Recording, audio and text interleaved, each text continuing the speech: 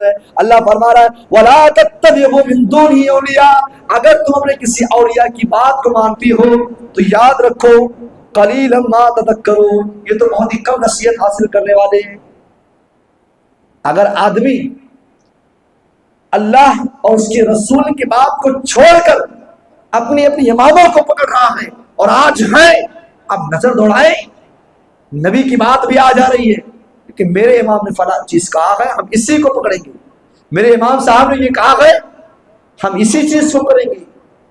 یہ آج اندھ بھکت بالکل آنکھ بند کیے ہوئے جو اپنی اماموں کے پیچھے پڑے ہوئے ہیں، اللہ کہہ رہا نہیں، اتبعوا ما انزل الیکم من ربکم، اس رسول کی اتباع کرو جس کے رب نے اس رسول کے پاس اچھی باتیں، شریعت کی ساری باتیں نازل کی ہیں، اس امام کی پیروی کرو۔ وہ اس امام کے ہوتے ہوئے دوسرے امام کی کیا ضرورت ہے؟ تو اس امام کے پیچھے بڑھیے۔ اور اللہ کے نبی نے کہا تھا، اللہ تبارک و تعالی ہم سب کے حاضری کو قبول فرمائے اور سماعت کو بھی قبول فرمائے۔ اس پارے کے شروع میں اللہ تبارک و تعالی اپنے نبی جناب محمد رسول اللہ صلی اللہ علیہ وسلم کو تسلی دے رہا ہے۔ ظاہر سی بات ہے کہ اللہ کے نبی صلی اللہ علیہ وسلم کو اس دنیا کے اندر بہت سے مصیبتوں کا سامنا کرنا پڑا، دشمنوں کا سامنا، آپ کو مارا گیا، آپ کو مجنون، دیوانہ، پاگل اور نہ جانے کون کون سے القاب سے پکارا گیا، آپ کے راستے میں کانٹے بچھائے گئے۔ ان تمام چیزوں کو دیکھتے ہوئے اللہ کے نبی صلی اللہ علیہ وسلم کو اللہ تعالیٰ تسلی دے رہا ہے۔ تسلی کیا دے رہا ہے؟ وَكَذَلِكَ جَعَلْنَا لِكُلِّ نَبِيٍّ عَدُوًّا شَيَاطِينَ الْإِنسِ وَالْجِنِّ، کہ اے نبی جس طرح آپ کو تکلیف دے رہے ہیں لوگ، قوم والے جس طرح آپ کو برا بھلا کہہ رہے ہیں، مصیبتوں کا سامنا کرا رہے ہیں، آپ کو آپ کے راستے میں کانٹے بڑھ رہے ہیں، تو یہ کوئی نئی بات نہیں ہے۔ آپ سے پہلے جتنے نبی کو ہم نے بھیجا، یہ آپ کے ساتھ صرف نہیں ہو رہا ہے، آپ سے پہلے جتنے بھی نبیوں کو، جتنے بھی انبیاء کو ہم نے اس دنیا کے اندر بھیجا، سب کے ساتھ شیطان لگ گئے تھے۔ اور شیطان کو انسانوں میں سے شیطان اور جنوں میں سے شیطان، پتہ یہ چلا، ایک مسئلہ یہ نکل رہا ہے کہ انسانوں میں بھی شیطان ہوتے ہیں، اور اس شیطان کو، جو انسان شیطان بن جاتا ہے، اس شیطان سے بچنا، اپنے آپ کو چھڑانا بہت مشکل ہو جاتا ہے۔ انسان جو شیطان بن جاتی ہے، ان سے اپنے آپ کو چھٹکارا حاصل کرنا یہ بہت مشکل ہے۔ اللہ کے نبی صلی اللہ علیہ وسلم کے ساتھ جو اٹھتے بیٹھتے تھے، آپ کے ساتھ جو کھاتے پیتے تھے، وہ منافقات چال چلتے تھے، آپ صلی اللہ علیہ وسلم کو وہی تکلیف دیتے تھے۔ تو اللہ تبارک و تعالیٰ نے کہا کہ اے نبی، تسلی دے رہا اللہ تبارک و تعالیٰ نبی کو کہ اے نبی یہ کوئی نئی بات نہیں ہے، آپ سے پہلے جتنے انبیاء گزرے ہیں، جتنے نبی اس دنیا کے اندر آئے ہیں، سب کے ساتھ شیطان دشمن بنے گئے، اور وہ شیطان جو انسان تھے اور جن تھے، وہ کیا کرتے تھے کہ کچھ لوگوں کو چکنی چپڑی باتوں میں پھنساتے تھے، ان کو دھوکہ دیتے تھے۔ تو اے نبی آپ ان لوگوں کی بات میں مت آئیے گا۔ یہاں اللہ کے نبی صلی اللہ علیہ وسلم کو اللہ یہ سمجھا رہا ہے کہ جس طرح پچھلے قوم انبیاء، رسول، پیغمبر آئے اور ان کی قوم والوں نے ان کو تکلیف دیا، اور تمام انبیاء نے صبر کیا، استقامت پر ڈٹے رہے، تو اے نبی آپ بھی وہی کام کیجیے، آپ بھی صبر کیجیے، آپ بھی استقامت پر ڈٹے رہیے اور اپنے مشن کو آگے بڑھائیے۔ تو اللہ تبارک و تعالیٰ نے اپنے نبی کو تسلی دیا۔ پتہ یہ چلا اس آیت سے ہمارے زندگی کے لیے کیا حاصل ہو رہا ہے؟ اگر ہم صحیح راستے پہ چلتے ہیں، اگر ہمیں کوئی پریشان کر رہا ہے، ہمیں مصیبت میں مبتلا کر رہا ہے، ہمیں بھی آزمائشوں کا سامنا کرنا پڑے گا، اس میں ہمیں صبر کرنا پڑے گا۔ نہیں، کوئی آسان بات نہیں ہے کہ اسلام کے صحیح راستے پر چلنا، بہت مشکل ہوتا ہے، بہت مشکل ہوتا ہے۔ لوگ آپ کو ستائیں گے، قدم قدم پر آپ کے دشمن بیٹھیں گے، لیکن تمام چیزوں کو اگنور کرتے ہوئے اپنے مشن کو آگے بڑھاؤ۔ اللہ تبارک و تعالیٰ یہ تسلی اپنے نبی کو دے رہا ہے، تو ہم اپنے نبی سے سبق حاصل کرتے ہیں کہ آپ کے اوپر جتنے پریشانیاں ہیں، آپ نے اسلام قبول کر لیا، آپ ایمان والے ہو گئے، آپ مومن ہو گئے، تو آپ کو ستایا جائے گا، آپ پر مصیبت آئے گی، لیکن انشاءاللہ دنیا کے اندر اس مصیبت کو اگر آپ سہیں گے تو اللہ تبارک و تعالیٰ نعم البدل عطا فرمائے گا۔ اس کے بعد اللہ تبارک و تعالیٰ نے ایک اور بات کا ذکر کیا۔ بہت سارے لوگ کہتے ہیں کہ ہم زیادہ تعداد میں ہیں تو ہم حق پر ہیں۔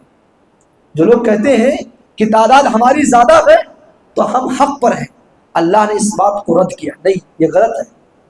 جو زیادہ ہے اس کا مطلب یہ ہے کہ وہی سچ پر ہے، وہی حق پر ہے۔ آج ہمارے مسلمان بھائی کہتے ہیں ہماری تعداد زیادہ ہے، ہم حق پر ہیں۔ ابھی اہل حدیث کا کتنا ٹائم ہوا آئے ہوئے؟ بہت سارے لوگ اپنے تقریروں کو کہتے ہیں کہ 1950 اور 1947 اور 1987 سے پہلے اہل حدیثوں کو کوئی مسجد دکھاؤ، ہم تعداد میں زیادہ ہیں، ہم حق پر ہیں۔ اللہ کہہ رہا نہیں، اللہ اپنے نبی سے کہہ رہا ہے وَإِن تُطِعْ أَكْثَرَ مَن فِي الْأَرْضِ يُضِلُّوكَ عَن سَبِيلِ اللَّهِ، اے نبی صلی اللہ علیہ وسلم زمین میں زیادہ لوگوں کی اتباع مت کیجیے، جو تعداد میں زیادہ ہے ان کی اتباع مت کیجیے۔ کیوں؟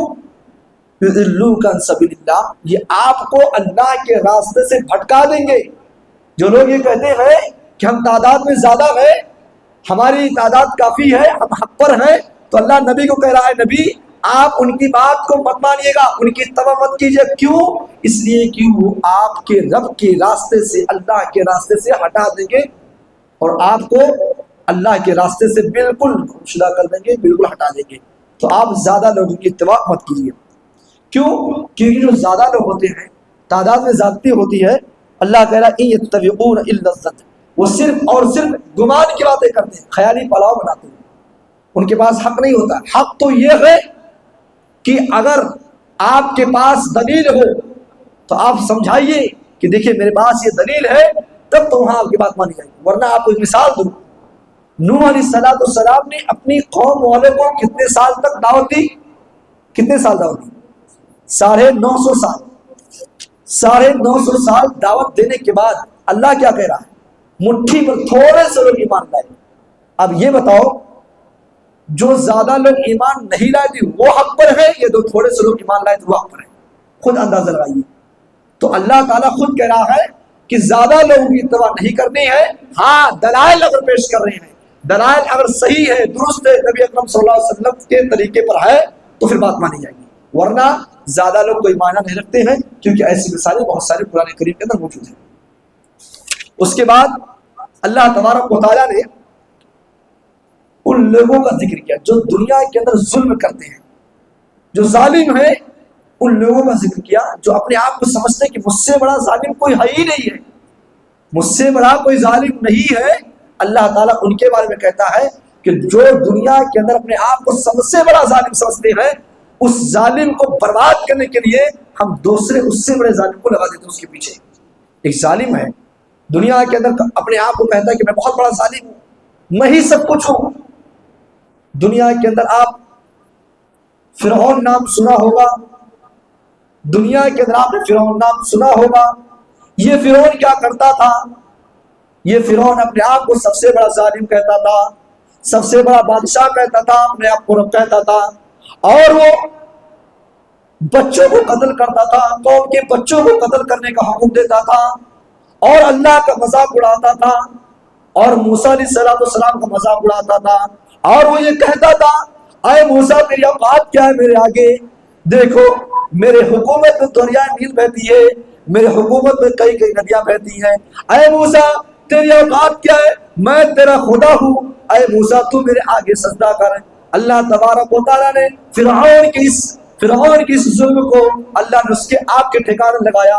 وہی فرعون جو یہ کہتا تھا میرے گھر کے نیچے نہریں جاری ہیں، میرے گھر کے سامنے سے دریا بہ رہی ہے، اسی فرعون کو اس گھر کے دریا کے اندر اللہ تبارک و تعالیٰ نے ڈبو کے مارا۔ تو اپنے آپ کو یہ آدمی اگر سمجھتا ہے کہ سب سے بڑا ظالم، سب سے بڑی طاقتور پاورفل ہم ہے، تو اللہ کہتا نہیں، تم سے بھی بڑا پاورفل ہم اس دنیا کے اندر لائیں گے۔ وہ اللہ رب العالمین فرماتا ہے وَكَذَلِكَ نُوَلِّي بَعْضَ الظَّالِمِينَ بَعْضًا، کہ اگر کوئی آدمی ظلم کرتا ہے تو یہ مت سوچے کہ بس میری ہی طاقت ہے۔ آج جو لوگ حکومت کرتے ہیں اور اپنے آپ کو سوچتے ہیں کہ یہ اقتدار، یہ طاقت میری کبھی ختم نہیں ہوگی، ان کو سوچنا چاہیے کہ ایک نہ ایک دن ان کی یہ طاقت ختم ہوگی۔ اللہ تعالیٰ کا یہ وعدہ ہے کہ جو اپنے آپ کو سب سے بڑا سمجھتا ہے، اللہ تعالیٰ اس کے پیچھے دوسرے سب سے بڑے آدمی کو لگا دیتا ہے۔ تو انسان اگر آپ کے پاس دولت ہے، آپ کے پاس وسائل ہیں، تو آپ یہ نہ سوچیں کہ میرے آگے تو سب سے ہے۔ آپ ایسی زندگی گزاریں، آپ دولت مند رہے لیکن آپ اوپر پہچان نہ پائے کہ کروڑ پتی ہے، ایسی زندگی گزاریں۔ اس کو کہتے ہیں شرافت کی زندگی، اس کو کہتے ہیں بغیر تکبر اور بغیر جو ہے فخر کی ہوئی زندگی گزارنا۔ آپ اپنی زندگی نبی اکرم صلی اللہ علیہ وسلم کے ساتھ گزاریں۔ اللہ کے نبی چاہتے تو خود پہاڑ کے برابر آپ کو سونا مل جاتا، لیکن نہیں، آپ نے کہا مجھے نہیں چاہیے۔ اس لیے میرے بھائیوں، اگر آپ اللہ نے آپ کو دولت دی ہے، آپ کو طاقت دیا ہے، آپ کے پاس وسائل ہے، آپ کے پاس جو ہے نوکر چاکر ساری چیزیں آپ کے پاس ہیں، کبھی اپنے دماغ کے اندر یہ مت سوچنا کہ مجھ سے بڑا کوئی اور نہیں ہو سکتا ہے، ورنہ آپ کی سوچ کو اللہ بدل کر تمہاری جگہ کسی اور کو بٹھا دے گا۔ اس کے بعد اللہ تبارک و تعالیٰ نے 10 باتوں کا ذکر کیا، 10 چیزیں جو ہمارے اوپر حرام ہیں، اللہ نے اس کو ذکر کیا کہ 10 چیزیں ہم نے تمہارے اوپر حرام کر دیا۔ وہ 10 چیزیں کیا ہیں؟ اللہ تبارک و تعالیٰ فرماتا ہے قُلْ تَعَالَوْا أَتْلُ مَا حَرَّمَ رَبُّكُمْ عَلَيْكُمْ، اے نبی آپ لوگوں میں اعلان کر دیجئے، اناؤنسمنٹ کر دیجئے کہ آپ کا اللہ، آپ کا پروردگار عالم آپ کے اوپر 10 چیزوں کو حرام کر رہا ہے۔ 10 چیزیں اللہ تبارک و تعالیٰ نے حرام کی ہے۔ وہ 10 چیزیں کیا ہیں؟ اللہ فرماتا ہے اے نبی آپ بتائیے، اللہ تشرکوا بہ شیئا، اللہ کے ساتھ کسی کو شرک کرنا، اللہ کے ساتھ شرک کرنا، اللہ کے ساتھ دوسروں کو شریک کرنا، اللہ کی عبادت میں کسی اور کو بلانا، یہ اللہ کے ساتھ شرک ہے۔ آپ دیکھیں نبی اکرم صلی اللہ علیہ وسلم کی زندگی کو، جب اللہ کے نبی کسی قوم میں، کسی بستی میں اپنے صحابہ کو تبلیغ کے لیے بھیجتے تھے تو آپ کیا کہتے تھے؟ سب سے پہلے اس صحابی کو یہ تلقین کرتے تھے کہ جاؤ وہاں تبلیغ کے لیے، لیکن ہاں وَلَا تُشْرِكُوا بِهِ شَيْئًا، اللہ کی عبادت کے ساتھ کسی کو شریک مت کرنا، اللہ رب العالمین کی عبادت کے ساتھ کسی اور کو مت جوڑنا، یہ بہت بڑا گناہ ہے۔ اِنَّهُ مَن يُشْرِكْ بِاللَّهِ فَقَدْ حَرَّمَ اللَّهُ عَلَيْهِ الْجَنَّةَ، اللہ کائنات کے سارے گناہوں کو مٹا سکتا ہے، لیکن یاد رکھو اللہ شرک کو نہیں معاف کرے گا۔ جو دنیا کے اندر شرک کرتے ہیں، اِنَّهُ مَن يُشْرِكْ بِاللَّهِ فَقَدْ حَرَّمَ اللَّهُ عَلَيْهِ الْجَنَّةَ، اللہ اس کے اوپر جنت کو حرام کر دیتا ہے۔ بتائیے مشرک کے اوپر جنت حرام ہے؟ آپ دیکھیں اللہ کے نبی صلی اللہ علیہ وسلم کی ماں کا انتقال ہوا، آپ جو ہوش سنبھالتے، آپ اپنے ماں کی قبر پر جانے کے لیے اللہ تبارک و تعالیٰ سے اجازت طلب کرتے ہیں۔ اللہ کے نبی اپنے ماں کی قبر کی زیارت کے لیے اللہ سے اجازت طلب کرتے ہیں اور اللہ سے یہ کہتے ہیں اے اللہ میں اپنی ماں کی مغفرت کے لیے دعا کرنا چاہتا ہوں۔ غور کرو میرے بھائیو، یہ شرک بہت آسان نہیں ہے، ہم نے اور آپ نے شرک بہت آسان سمجھا ہے، یہ شرک بہت بڑا گناہ ہے۔ اللہ تبارک و تعالیٰ سے اللہ کا نبی سوال کر رہا ہے اے اللہ میں تجھ سے اجازت طلب کر رہا ہوں، اپنی ماں کے قبر پر جانا چاہتا ہوں اور اپنے ماں کے لیے دعا کرنا چاہتا ہوں، مغفرت کی دعا۔ اللہ تبارک و تعالیٰ نے جس رب کو اپنے نبی سے بے حد محبت ہے، کائنات کے اندر اللہ تبارک و تعالیٰ نے سب سے زیادہ اگر کسی سے محبت کیا ہے تو جناب محمد رسول اللہ ہے۔ آپ کے قدم قدم ساری باتوں کو اللہ نے قرآن کریم کے اندر نازل کیا ہے، لیکن وہی رب اپنے نبی سے کہہ رہا ہے اے نبی آپ کو اپنی ماں کی قبر پہ جانے کی اجازت تو ہے، لیکن آپ اپنی ماں کے لیے دعا نہیں کر سکتے، آپ اپنی ماں کے لیے مغفرت کی دعا نہیں کر سکتے ہیں۔ کیوں؟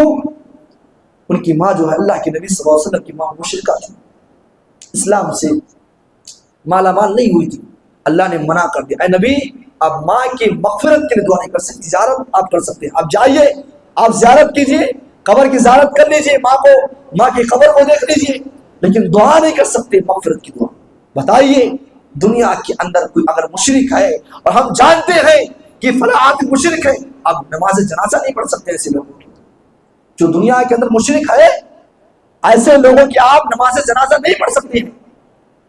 اور آج دیکھیں آپ مسلمان شرک کر رہا ہے، یہ سوشل میڈیا ہے نا، اس کے ذریعے ساری خبریں سامنے آتی ہیں، آپ کبھی دیکھیں یوٹیوب فیس بک کے ذریعے سے مسلمان ہیں کتنے ایسے تو داڑھی رکھے وہ اسلام کو بیچ رہے ہیں، اسلام کا نام بیکار کر رہے ہیں، وہ قبروں پر جا کر وہ بت خانوں پر جا کر اپنے ماتھے کو ٹیکتے ہیں، یہ شرک ہے میرے بھائیوں، اور اللہ تبارک و تعالیٰ اس کو معاف کرنے والا نہیں ہے۔ اس کے بعد وبالوالدین احسانا، اللہ نے آپ کے اوپر ماں باپ کی نافرمانی کو حرام کیا ہے۔ اگر کوئی آدمی اپنے ماں باپ کی نافرمانی کرتا ہے تو یاد رکھے یہ حرام ہے۔ ماں باپ کی نافرمانی بندوں پر اللہ تبارک و تعالیٰ نے حرام کر دیا ہے۔ وَلَا تَقْتُلُوا أَوْلَادَكُمْ مِنْ إِمْلَاقٍ، اور اللہ نے اس چیز کو بھی حرام کیا ہے کہ اگر آدمی کے پاس بچے ہیں، اولاد پیدا ہو رہے ہیں، اور آدمی سے ڈر کی وجہ سے ان کو قتل کرے، اپنے بچوں کو قتل کرے۔ کس ڈر کی وجہ سے؟ خرچے کی وجہ سے۔ بچے پیدا ہوں گے، کھلائے گا کون؟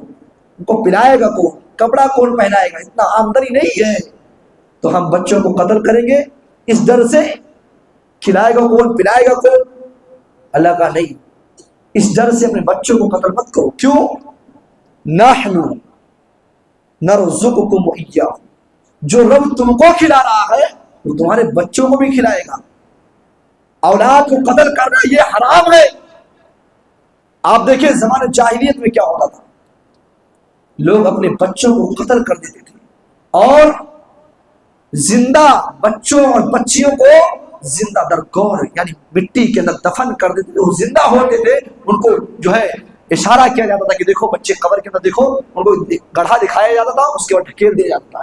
ایک باپ خود اپنے یہ عمل کرتا تھا۔ اسلام آیا، اس معاملے کو ختم کیا اور بتایا کہ خرچے کے ڈر کی وجہ سے اپنے بچوں کو قتل مت کرو۔ کیا وہ دور چلا گیا؟ نہیں، وہ دور ابھی نہیں گیا۔ آج بھی لوگ اپنے بچے کو، اپنے بچیوں کو قتل کرتے ہیں۔ بتاؤ اس کا طریقہ کیا ہے؟ میاں بیوی کی شادی ہوتی ہے، اب تو ماڈرن زمانہ، ابھی بچے نہیں پیدا کریں گے، ابھی ہم بچے نہیں پیدا کریں گے، ابھی 2 سال مزے کریں گے، سوئی لگوا دیتے ہیں، پیٹ ہی میں مار دیتے ہیں، پیٹ ہی میں اپنے بچے اور بچوں کو مار دیتے ہیں، یا 2-3 مہینے حمل ٹھہرتے ہیں، مشینوں کے ذریعے سے اس کو ہم ختم کر دیتے ہیں۔ یہ کیا اپنے بچوں کو قتل کرنا نہیں ہے؟ بس طریقہ الگ ہو گیا ہے۔ پہلے بچہ پیدا ہونے کے بعد قتل کرتے تھے، اب تو ہم پیٹ ہی میں مار دیتے ہیں۔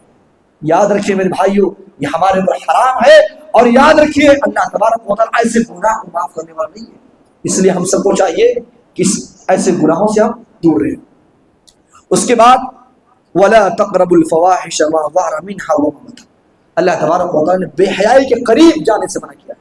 ایک ہوتا ہے کہ آدمی بے حیائی تک پہنچ گیا ہے، بالکل وہ کام کرنے والا ہے۔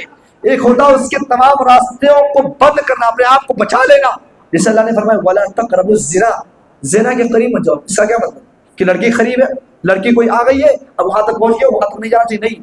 زنا کے جتنے بھی راستے ہیں اس راستے سے روکنا یہ ہے کہ زنا کے قریب مت جانا۔ ویسے ہی وَلَا تَقْرَبُوا الْفَوَاحِشَ، بے حیائی کے جتنے بھی راستے ہیں ان تمام راستوں سے بچنا یہ ہے اس کے قریب نہ جانا۔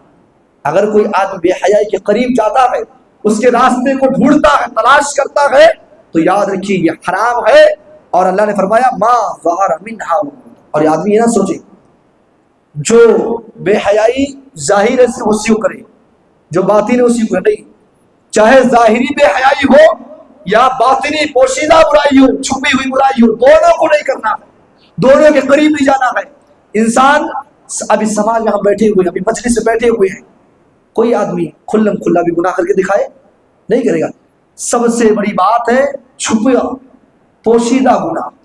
ابھی سب الحمدللہ اچھے لگ رہے ہیں، لیکن ابھی تنہائی میں کون کس کو جانتا ہے کون کیا کر رہا ہے۔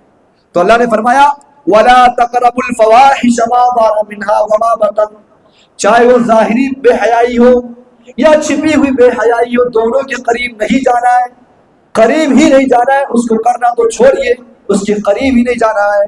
اس کے بعد فرمایا وَلَا تَقْتُلُوا النَّفْسَ الَّتِي حَرَّمَ اللَّهُ إِلَّا بِالْحَقِّ، اور کسی انسان کو آپ کو قتل نہیں کرنا ہے، آپ کو ناحق کسی انسان کو قتل نہیں کرنا ہے۔ اگر آدمی ناحق کسی کا قتل کرتا ہے تو گویا ایک آدمی کو قتل کیا، یہ پوری انسانیت کو قتل کر دیا ہے۔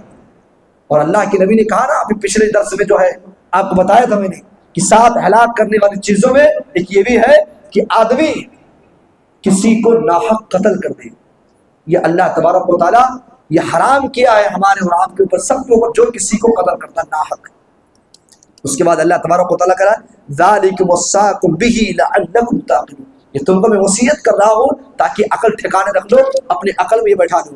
اس کے بعد اللہ نے ابھی 10 چیزوں کا ذکر کرتے ہوئے فرمایا آخر میں ولا تقربوا مال الیتیم، یتیموں کے مال کے قریب مت جاؤ۔ اب یہاں اللہ نے جو بتایا کہ قریب مت جاؤ، یہاں بھی وہی قانون نافذ ہو جو زنا کا اور جو فواحش کا جو میں نے تشریح کیا کہ یتیموں کے مال کے قریب جانا، اس کا مطلب جو بھی راستے ہیں ان تمام راستوں سے آپ کو بچنا پڑے گا، قریب بالکل نہیں جانا، بالکل ایک بھی راستہ آپ کو نہیں اپنانا ہے۔ اور کب تک؟ الا باللتی ہی احسن حتی یبلغ اشدہ، جب تک وہ یتیم بچہ جوان ہو جائے، عقل شعور اس کو آ جائے، سمجھنے لائق ہو جائے کہ میرا مال کہاں خرچ ہونا چاہیے کہاں نہیں خرچ ہونا چاہیے، اب اس وقت آپ اچھے طریقے سے جو آپ کا طریقہ ہے، جو صحیح طریقہ ہے، پھر اس یتیم بچے کے ساتھ مل کر آپ ڈسکس کر سکتے ہیں۔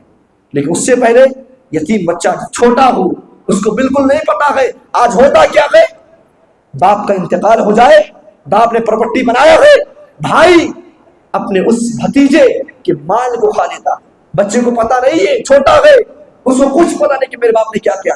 آج ہم نے یتیموں کے مال کو کھایا۔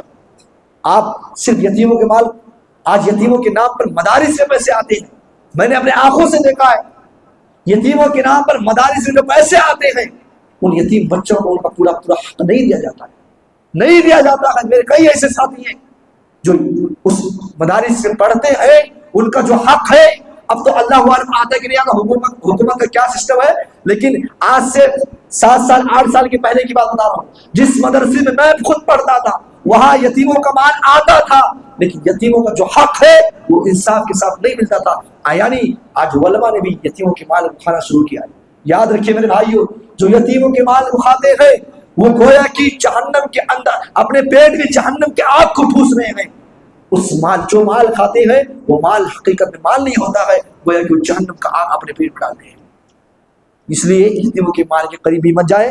اس کے بعد وَأَوْفُوا الْكَيْلَ وَالْمِيزَانَ بِالْقِسْطِ، آپ بزنس مین، آپ تجارت کرتے ہیں، آپ پھل فروٹ بیچتے ہیں یا کوئی بھی کام آپ کرتے ہیں، کوئی بزنس کرتے ہیں، اس بزنس میں ناپ تول میں کمی مت کریں، انصاف کے ساتھ آپ کام کریں، انصاف کے ساتھ آپ بزنس کریں۔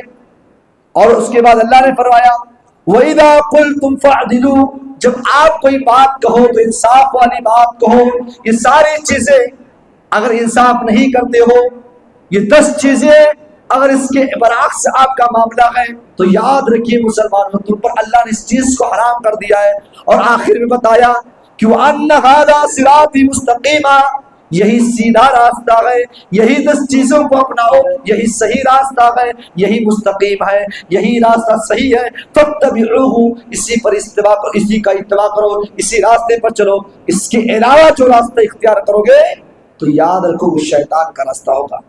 اس کے علاوہ جو اگر آپ راستہ اختیار کرو گے وہ شیطانوں کا راستہ ہوگا، اس سے آپ کو بچنا پڑے گا۔ اور جو شیطان کے راستے میں جاتا ہے، اللہ تبارک و تعالیٰ نے شیطان کو جہنم سے جو ہے جنت سے نکالا ہے، تو اس کے راستے میں چلنے والوں کو بھی جنت نصیب نہیں ہوگی، اس کو بھی جہنم میں جانا پڑے گا۔ اس کے بعد اللہ نے نیکی کا ذکر کیا کہ آدمی اگر ایک نیکی کرتا ہے تو 10 گنا اس کا ثواب ہے۔ اللہ رب العالمین فرما رہا ہے من جاء بالحسنۃ فلہ عشر امثالها، ایک نیکی کرو گے، یہ تو رمضان کا مہینہ چل رہا ہے، الحمدللہ اس مہینے کے اندر تمام نیکیوں کو اللہ بڑھا دے رہا ہے، اس کے ثواب کو بڑھا دے رہا ہے۔ اس رمضان کے مہینے میں اگر آدمی نیکی کرتا ہے، اسی لیے میں ان لوگوں سے کہنا چاہتا ہوں جن کے اوپر زکوٰۃ فرض ہے وہ اپنے زکوٰۃ اس مہینے کے اندر نکالیں، اللہ تمام نیکیوں کو بڑھا دے رہا ہے۔ اگر آدمی ایک نیکی کرتا تو 10 گنا بڑھا رہا ہے، 10 گنا۔ حضرت عبداللہ بن عباس رضی اللہ تعالیٰ عنہ کہتے ہیں کہ اللہ کے نبی صلی اللہ علیہ وسلم نے فرمایا جب کوئی آدمی نیکی کا ارادہ کرتا ہے، جب کوئی آدمی نیکی کا ارادہ کرتا ہے اور وہ نیکی نہیں کر پاتا ہے، نیکی کا ارادہ کیا کہ میں فلاں کام کروں گا، اچھا کام ہے، نیکی کا ارادہ کیا ہے لیکن نہیں کر پایا کسی وجہ سے، تو اللہ کی رحمت تو دیکھیے، اللہ کہہ رہا ہے کہ اس کی نیکی کو اس کے رجسٹر میں لکھ دیتا ہوں کہ اس نے نیکی کیا ہے، اس کے ثواب کو ملے گا، اس کو ثواب ملے گا، اور اس کے ایک نیکی کا بدلہ 10 گنا، اور 10 گنا سے 70 گنا، اور اس سے بھی کہیں زیادہ میں بڑھا دیتا ہوں۔ اور اگر کوئی آدمی برائی کا ارادہ کیا ہے، عبداللہ بن عباس کہتے ہیں کہ ایک آدمی برائی کا ارادہ کیا ہے لیکن وہ برائی ارادہ کیا لیکن نہیں کر پایا، تو اللہ کی رحمت دیکھیے، ہونا تو یہ چاہیے تھا کہ ہم نے ارادہ کر لیا ہے برائی کا اور نہیں کیا، ہونا تو یہ چاہیے تھا کہ اللہ تعالیٰ برائی کی خاطر میں برائی لکھ دیتا، لیکن اللہ نے کہا نہیں۔ اللہ کے نبی کہتے نہیں، اللہ تبارک و تعالیٰ کی رحمت دیکھیے، اللہ کے نبی کہتے کہ اللہ تعالیٰ اس برائی کو برائی نہیں لکھتا ہے جب تک کہ بندہ اس برائی کو کر نہ لے، اور اگر آپ نے کر لیا تو اس برائی کو اللہ بڑھاتا نہیں ہے کہ اگر آپ نے برائی کیا ہے تو اب اس کا گناہ، اس کے عذاب، اس کی سزا کو اللہ بڑھا کے دے گا، نہیں، جس گناہ کا جو عذاب ہے اللہ اتنا ہی دے گا۔ یہ اللہ کی رحمت دیکھیے، نیکی کریں گے تو اللہ بڑھا کر دے رہا ہے، اگر نیت کرنی ہے نہیں ہو پا رہی ہے تو اللہ اس کا بھی ثواب دے رہا ہے، اور اگر آپ نے برائی کا ارادہ کیا ہے اور آپ نے برائی نہیں کیا تو اللہ مٹا رہا نہیں، ہم رشتے نہیں لکھیں گے۔ اگر آپ کر رہے ہیں، ہو گیا وہ گناہ جس کا آپ نے ارادہ کیا تھا تو اتنا ہی عذاب دے گا جتنا اس گناہ کا عذاب دینے کا حق ہے۔ اس کے بعد اللہ تبارک و تعالیٰ نے اسی آیت کے نیچے جب نیکی کا ذکر کیا تو اللہ تبارک و تعالیٰ نے یہ بھی بتایا کہ نماز، روزہ، جینا، مرنا سب کچھ اللہ کے لیے ہونا چاہیے۔ آپ نماز پڑھ رہی ہیں، اللہ کے لیے ہونا، آپ زکوٰۃ دے رہے ہیں، یہ بھی اللہ کے لیے ہو، آپ جو نیک عمل کر رہے ہیں سب کچھ اللہ کے لیے ہو، تب تو آپ کی نیکی نیکی ہے، ورنہ پھر ایک دھواں ہے جو اڑ جا رہی ہے۔ اللہ نے فرمایا قل ان صلاتي ونسكي ومحياي ومماتي لله رب العالمین، یہ وہی دعا ہے جب آپ نے بکرے کے اوپر چھری چلاتے ہیں تو اس دعا کو پڑھتے ہیں، قل ان صلاتي ونسكي، اے پروردگار عالم میری نماز اور میری قربانی، میرا جینا اور میرا مرنا سب اللہ تیرے لیے ہے، سب تیرے لیے ہے۔ آدمی نماز پڑھے تو یہ سوچ کے پڑھے کہ نماز صرف اللہ کے لیے پڑھتا ہوں، اور آدمی جب قربانی کرے تو یہ سوچے قربانی میں اپنے رب کے تقرب کے لیے کر رہا ہوں، تب تو اس کی نیکیاں نیکی ہونا، ساری نیکیاں برباد ہیں۔ اس کے بعد سورہ اعراف شروع ہوئی۔ سورہ اعراف کے شروع ہی میں اللہ تبارک و تعالیٰ نے بہت اہم بات کی ہے، اگر اس اہم بات کو ہم نہیں اپنائیں گے تو نیکیاں برباد ہیں، زندگی کا مقصد ختم ہے۔ وہ کیا ہے؟ اتبعوا ما انزل الیکم من ربکم ولا تتبعوا من دونه اولیاء۔ اللہ تعالیٰ حکم دے رہا ہے اتبعوا ما انزل الیکم من ربکم، اے نبی آپ لوگوں کو بتا دیں کہ اتباع اسی کے کریں، اتباع اسی کی کریں جو آپ کے رب نے آپ کی طرف نازل کیا ہے۔ وَلَا تَتَّبِعُوا مِن دُونِهِ أَوْلِيَاءَ، اللہ کا شکر ہے کہ ہم کسی کے مقلد نہیں ہیں، ہم کسی امام کی بات کو پکڑنے والے نہیں ہیں۔ ہاں اگر اس امام کی بات ہے، امام الانبیاء، امام المرسلین، امام القبلتین جناب محمد رسول اللہ صلی اللہ علیہ وسلم سے ٹکرا رہی ہے تو ہم اس بات کو مانتے ہیں، ورنہ ہم کسی امام کے مقلد نہیں ہے۔ یہ اللہ تیرا شکر ہے۔ اللہ فرما رہا ہے وَلَا تَتَّبِعُوا مِن دُونِهِ أَوْلِيَاءَ، اگر تم اپنے کسی اولیاء کی بات کو مانتی ہو تو یاد رکھو قَلِيلًا مَا تَذَكَّرُونَ، یہ تو بہت ہی کم نصیحت حاصل کرنے والے ہیں۔ اگر آدمی اللہ اور اس کے رسول کی بات کو چھوڑ کر اپنی اماموں کو پکڑ رہا ہے، اور آج ہے، اب نظر دوڑائے نبی کی بات بھی آ جا رہی ہے کہ میرے امام نے فلاں چیز کہا ہے، ہم اسی کو پکڑیں گے، میرے امام صاحب نے یہ کہا ہے، ہم اسی چیز کو کریں گے۔ یہ آج اندھ بھکت بالکل آنکھ بند کیے ہوئے جو اپنی اماموں کے پیچھے پڑے ہوئے ہیں، اللہ کہہ رہا نہیں اتبعوا ما انزل الیکم من ربکم، اس رسول کی اتباع کرو جس کے رب نے اس رسول کے پاس اچھی باتیں، شریعت کی ساری باتیں نازل کی ہیں، اس امام کی پیروی کرو۔ وہ اس امام کے ہوتے ہوئے دوسرے امام کی کیا ضرورت ہے؟ تو اس امام کے پیچھے بڑھیے۔ اور اللہ کے نبی نے کہا تھا جابر بن عبداللہ رضی اللہ تعالیٰ عنہ کہتے ہیں ایک دن ہم اللہ کے نبی کے پاس بیٹھے ہوئے اور اللہ کے نبی کہتے ہیں، اللہ کے نبی زمین پر ایک لکیر کھینچتے ہیں، سیدھی لکیر، اس کے بعد دائیں 2 لکیریں اور بائیں 2 لکیریں، اور صحابہ سے کہتے ہیں اے میرے صحابہ، یہ سیدھا جو راستہ، یہ صراط مستقیم کا راستہ ہے، یہی وہ راستہ ہے جو سیدھے راستہ جنت کی طرف جانے والا راستہ ہے، اس راستے پر تم عمل کرنا، یہی سیدھا راستہ ہے۔ اور آپ نے فرمایا تھا کہ میرے امت میں 73 فرقے ہوں گے، 73 فرقے میں صرف ایک فرقہ جنت میں جائے گا۔ صحابہ پوچھتے ہیں اللہ کے نبی وہ کون سی جماعت ہوگی؟ اللہ کے نبی کہتے ہیں ما انا علیہ و اصحابی، جس راستے پر میں ہوں اور میرے صحابہ ہیں وہی راستہ جنت کا راستہ ہے. جو صحابہ کے راستے پہ چلے گا, جو نبی کے راستے پہ چلے گا, وہی جنت کا راستہ ہے. اسی راستے پر آپ چلے, ہم چلے, انشاءاللہ العظیم وہ جنت کا راستہ ہوگا. اور یاد رکھیے اتبعوا ما انزل الیکم من ربکم, دو ہی چیز ہے اس راستے پر جانے کے لیے, دو ہی چیز. ترکت فیکم امرین لن تضلوا ما تمسکتم بہما کتاب اللہ وسنت رسول. یہ نبی اکرم صلی اللہ علیہ وسلم کا فرمان ہے. اللہ کے نبی کے انتقال کے وقت, وفات کے وقت آپ جو نصیحت کر رہے ہیں کہ دو چیزیں, ان دو چیزوں کو پکڑ کر رکھنا, عمل کرتے رہنا, کبھی گمراہ نہیں ہو, کتاب اللہ اور میری سنت. اس کے بعد اللہ تبارک و تعالیٰ نے حضرت آدم علیہ السلام کی تخلیق اور ابلیس کے سجدہ کا پورا واقعہ ذکر کیا. سورہ پہلے بارے میں مختصر سی بات عرض کی تھی, کیونکہ اس بارے میں مجھے بتانا تھا, اس لیے میں نے وہاں عرض نہیں کیا تھا. اللہ تعالیٰ نے آدم علیہ السلام کو بنایا, باڈی تیار کر دی, تو کہا وَلَقَدْ خَلَقْنَاكُمْ ثُمَّ صَوَّرْنَاكُمْ. آدم کو پیدا کرنے کے بعد سور وغیرہ جب پھونک دیا, جب انسان بن گئے, جسم میں روح آ گئی, تو اللہ کہا ثُمَّ قُلْنَا لِلْمَلَائِكَةِ اسْجُدُوا لِآدَمَ. تمام فرشتوں کو میں نے حکم دیا تھا. میں نے یہ توضیح بتائی تھی کہ یہاں ابلیس کو فرشتہ کیوں آ گئے, یہ بات میں نے پہلے بتا چکا ہوں. تو ابلیس انکار کر دیا, فسجدوا الا ابلیس, ابلیس نے انکار کیا. کس چیز سے؟ سجدہ کرنے سے انکار کیا. لم یکن من الساجدین, وہ سجدہ نہیں کیا. اس کے بعد اللہ اس سے پوچھتا, اللہ رب العالمین ابلیس سے پوچھتے ہیں کہ قال ما منعك الا تسجد اذا امرأت, کہ اے ابلیس تو سجدہ کیوں نہیں کیا, کیا وجہ ہے؟ کچھ بات تیرے ذہن میں گھوم رہی تو بتاؤ. اگر تمہیں اس بات کا انکار کیا کہ ہم سجدہ نہیں کریں گے, مجھے کیا ہے, کیوں انکار کیے ہو؟ تو ابلیس اپنا دماغ لگا رہا ہے. اور یہ یاد رکھیے کائنات کے اندر سب سے گندا دماغ لگانے والا پہلا شخص یہی, یہ ابلیس سے قیاس کرنے والا, اس کا قیاس بھی صحیح نہیں نکلا. یہ کہہ رہا ہے, ابلیس کہہ رہا اللہ سے قال انا خیر منہ, اے اللہ میں بہتر ہوں.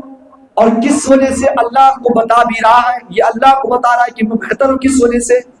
خلقتنی من نار وخلقتہ من طین, اے اللہ تو نے آدم کو مٹی سے پیدا کیا ہے اور ابلیس یعنی مجھے تو نے آگ سے پیدا کیا ہے.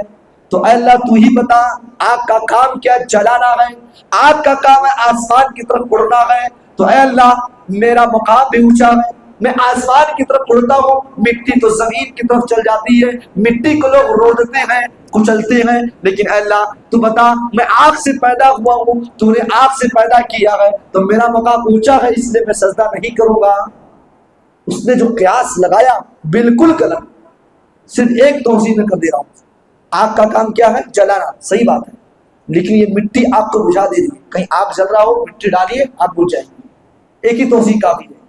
جو چیز آپ کو بجھا رہی ہے تو آپ عظمت والے کام ہوئے, جو چیز آپ کو نیچے کر رہی ہے, آپ کے عظمت میں پانی پھیر رہی ہے, آپ کو بالکل ختم کر رہی ہے, تو آپ کیسے اونچے ہو سکتے ہیں؟ تو آدم علیہ السلام مٹی سے بنائے, کیونکہ مٹی کا بہت کام ہے, وہ توضیح کرنے کی ضرورت نہیں ہے. بس اتنا جان لیں کہ ابلیس نے قیاس کیا, دماغ لگایا, اس کا دماغ لگانا بھی غلط تھا اور وہ اپنے دماغ میں فیل ہو گیا. اس کے بعد جب اس نے سجدہ سے انکار کر دیا اور توضیح جب گندی توضیح کی, تو اللہ نے ابلیس کو کہا اور جنت سے نکالنے کی دھمکی دیا کہ اب ہم جنت سے تم کو نکال دیں گے. تو یہ ابلیس کیا کہہ رہا ہے؟ قال فبما اغويتني لاقعدن لهم صراطك المستقيم, اے اللہ تو نے مجھے گمراہ کر دیا ہے. افسوس, نعوذ باللہ, اللہ اس کا وقت نے اللہ کے اوپر الزام لگایا کہ اللہ تو نے مجھے گمراہ کیا. گمراہ تو خود ہو رہا ہے, گمراہ تو شیطان ابلیس خود ہوا ہے اور اللہ کے اوپر الزام لگا رہا ہے. کہہ رہا ہے اللہ تو نے مجھے گمراہ کیا ہے, لیکن ہاں میں خاموش بیٹھنے والا نہیں ہوں. اب میں بھی اپنا پوری ایڑی سے چوٹی تک اپنی پوری طاقت لگاؤں گا اور تیرے سیدھے راستے میں بیٹھ جاؤں گا. اور جو لوگ سامنے سے آئیں گے, جو لوگ دائیں سے آئیں گے, جو لوگ آگے سے آئیں گے, جو لوگ پیچھے سے آئیں گے, تمام لوگوں کو میں گمراہ کر دوں گا. تو اللہ تعالیٰ کہہ رہا ہے کہ آئے ابلیس تم میرے انہی بندوں کو گمراہ کرے گا جو میری بات پر اتباع نہیں کریں گے، میری بات کو نہیں مانیں گے، لیکن جو مسلمان ہوں گے، جو ایمان والے ہوں گے، جن کا ایمان مضبوط ہوگا تو ان کو کبھی گمراہ نہیں کر سکتا ہے۔ اس کے بعد اللہ تعالیٰ نے ابلیس کو جنت سے نکالا اور آدم علیہ السلام کو جنت کے اندر داخل کیا۔ آدم علیہ السلام اور ان کی بیوی حوا علیہ السلام جنت میں آئے۔ اب یہ شیطان کو چال چلنا ہے، اللہ سے وعدہ کیا ہے۔ اب یہ آدم علیہ السلام اور ان کی بیوی ہم سب کی ماں حضرت حوا علیہ السلام کو وسوسہ ڈالا ہے۔ سب سے پہلے شیطان کی سوچ یہ تھی کہ آدم اور ان کی بیوی حوا علیہ السلام کے جسم سے کپڑا اتروا دوں۔ سب سے پہلا ٹارگٹ یہی تھا شیطان کا کہ آدم اور ان کی بیوی کے جسم سے کپڑا مجھے اتروانا ہے۔ اب اس نے چال چلا۔ اللہ نے آدم کو حکم دیا تھا کہ اے آدم جنت میں جاؤ، کھاؤ پیو عیش کرو، یہ جنت تمہارا پورا ہے، جہاں دل چاہے وہاں جاؤ، لیکن ہاں اے آدم ایک ایسی جگہ ہے وہاں آپ کو نہیں جانا ہے۔ اگر وہاں آپ چلے جا رہے ہیں، اللہ نے منع کیا دونوں کو، آدم اور ان کی بیوی حوا علیہ السلام کو منع کیا کہ اس درخت کے قریب نہ جانا۔ بہت سارے لوگ درخت کا نام پوچھتے ہیں، جب قرآن کریم میں درخت کا نام نہیں آیا تو کیوں پوچھتے ہو؟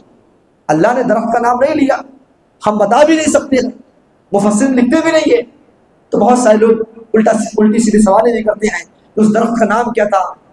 تو اس درخت کا نام یہ جان لیں کہ ہمیں نہیں معلوم ہے، اللہ نے اس درخت کا نام نہیں لیا ہے۔